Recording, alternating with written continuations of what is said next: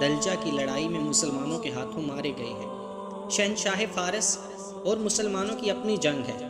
عبد الاسود نے کہا، ہم اپنی جنگ لڑیں گے، لیکن فارس کی فوج کی مدد کے بغیر شاید ہم مسلمانوں کو شکست نہیں دے سکیں گے۔ اگر تم لوگ مجھے اجازت دو تو میں مدائن جا کر شہنشاہ فارس سے ملوں گا۔ مجھے پوری امید ہے کہ وہ ہمیں مدد دے گا۔ اگر اس نے مدد نہ دی تو ہم اپنی فوج بنا کر لڑیں گے۔ تم ٹھیک کہتے ہو، مجھے مسلمانوں سے اپنے 2 بیٹوں کے خون کا حساب چکانا ہے۔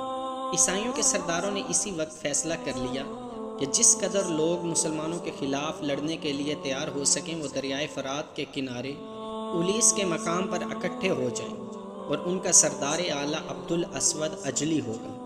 قبیلہ بکر بن وائل اور اس کے ذیلی قبیلوں کے جذبات بھڑکے ہوئے تھے، ان کے تازہ دم تھے۔ مسلمانوں کے ہاتھوں ہلاک ہونے والوں کے گھروں میں ماتم ہو رہا تھا۔ ان حالات اور اس جذباتی